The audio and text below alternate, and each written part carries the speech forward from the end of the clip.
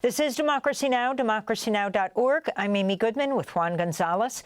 As the government shutdown enters its 21st day, President Trump's vowed to target so-called Democrat agencies. On Friday, Trump's powerful director of the Office of Management and Budget, Russell Vought, announced an $11 billion funding cut to the Army Corps of Engineers projects in the Democrat-led cities of Baltimore, New York, San Francisco, and Boston.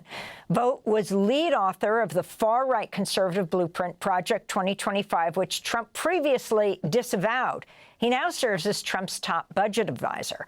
Politico reports Senate Majority Leader John Thune recently warned fellow lawmakers during budget negotiations, quote, "We don't control what Vought's going to do," unquote. Earlier in the shutdown, Trump posted an AI-generated video set to Blue Oyster Cult's classic song, "Don't Fear the Reaper," depicting Vought as the Grim Reaper of Washington, D.C. Well, today we look at the shadow president, as some call him. This is part of a video accompanying a new investigation by ProPublica reporter Andy Kroll, who'll join us in a minute. I had heard the name Russ Vought, but he was always just slightly outside the field of vision. And then I got my hands on this video. We want the bureaucrats to be traumatically affected. When they wake up in the morning, we want them to not want to go to work. He talks about this goal of wanting to traumatize federal workers. You want to put them in trauma. That just planted this seed in my mind that I had to try to figure out who this person is. He declined my request for an interview, so I set out to talk to everyone I possibly could, watch every video, listen to every podcast. I obtained hours of briefings to his supporters that had never been published before. America has experienced nothing short of a quiet revolution. We know the CRT and the transgender sewage that's being pumped into our schools and institutions. A border invasion furthering, quite frankly, a reverse colonization. We're actually trying to save the country. Those recordings really helped me understand his evolution from this numbers wonk to a full-fledged leader of the MAGA movement. One of the key authors of Project 2025, Russell Vought, told the reporters that Trump would deploy the military to silence the unrest. I think you have to rehabilitate Christian nationalism. You have the largest deportation in history, block funding for Planned Parenthood.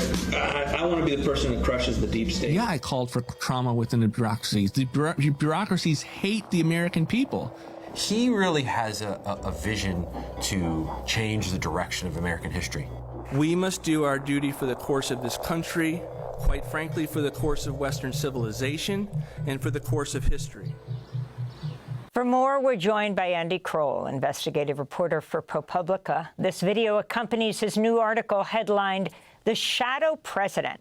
Andy, welcome back to Democracy Now! Just lay out exactly who Russ Vought is, the man behind Project 2025, the project that President Trump said he didn't know about, and what he's doing right now, why Republicans as well as Democrats fear him.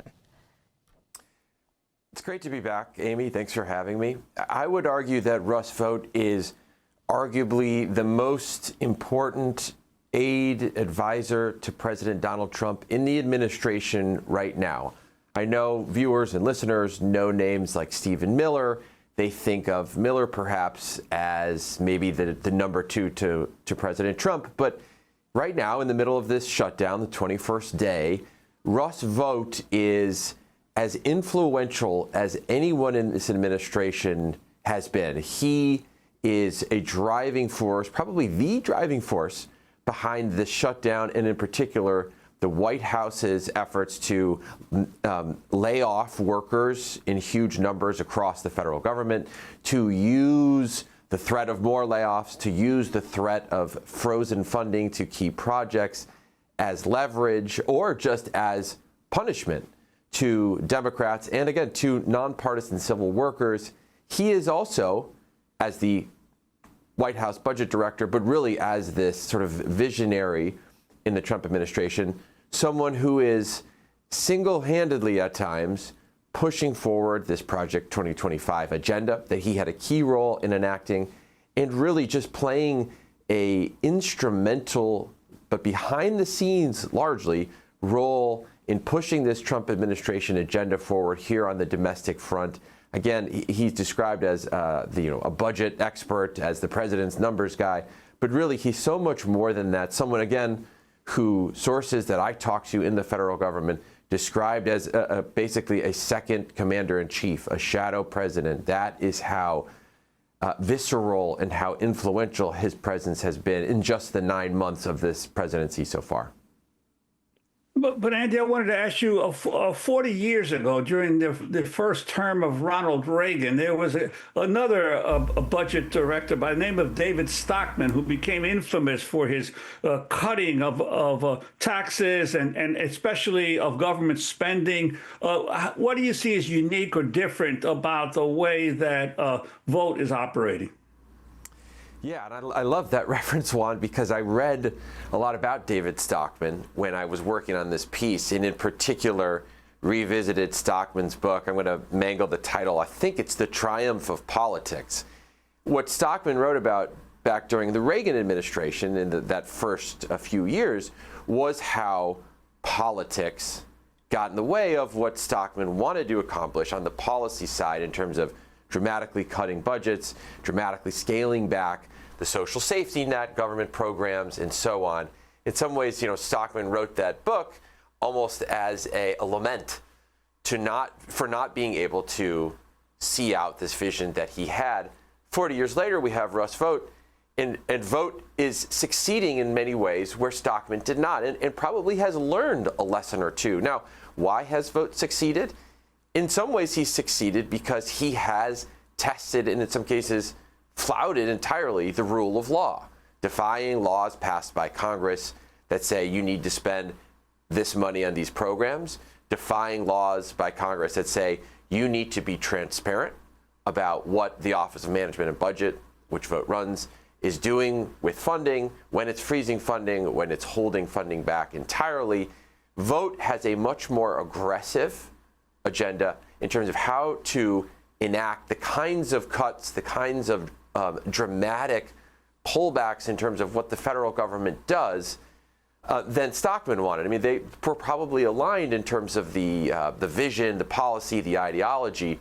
What Vought has done now, probably learning from the past, is how to be much more aggressive in terms of enacting that vision and really not letting laws, judicial precedents get in the way of pushing through a really, really aggressive conservative agenda. And what about the response of the Republican majorities in the House and Senate to what is basically this not just chipping away, but demolishing the power of Congress over the federal purse? Yeah, it's a really remarkable thing, Juan, to witness. And it is, I would say, an important difference between the Reagan era and today. In the Reagan era, you had a Congress that stood up for itself, that asserted its Article I constitutional responsibilities to control the power of the purse. That is what Congress does.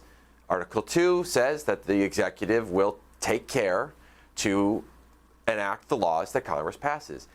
Vought is doing something now that the Reagan administration did not do, or at least not to the extent that Trump is doing now, which is essentially flouting Congress's Article I power. I mean, this is basic constitutional 101 stuff. Checks and balances, separation of powers. Vought has essentially said to Congress, I am going to step on your power of the purse constitutional authority. I'm going to freeze funding that you have already appropriated by law. I am going to block programs that you have said, Congress, Republicans and Democrats, that you want funded, and do something about it. Challenge me. And Congress has not done that. The Republican majorities in the House and the Senate have essentially let Russ Vought and the Trump White House trample all over them. And you see these half-measure, weak comments from Majority Leader Thune, Speaker Johnson, we don't know if we quite like what Mr. Vought is doing, but they have not asserted their Article I authority. And in the process, the White House has essentially trampled over them and scrambled the very basic three-part democratic system that we have in the process. It's really a remarkable thing to be watching in real time. Your ProPublica video report features a clip from 2023 conference of Vought's Center for Renewing America, when Vought is on a stage with Trump ally Steve Bannon. And I realize there's some people that question Trump, but look at that command performance he gave the other night. I mean, it's like Charlemagne. That's like a Viking chieftain standing up there. Russ can tell he's a very imperfect instrument, right? But he's an instrument of the Lord. He's an instrument of the Lord for his vengeance, okay? He's an instrument of the Lord for his vengeance, Steve Bannon said about Andy Kroll, who was sitting next to him. As we wrap up, he was saying about Russell Vought. Andy Kroll, your final response to the significance of what he's doing, and if you see anything being able to stop him, including the Supreme Court, or would they? I think that's where a lot of these battles involving Russ Vought's extremely aggressive actions, his vision of this very powerful unitary executive, these things are headed to the courts, and ultimately, I believe, the United States Supreme Court.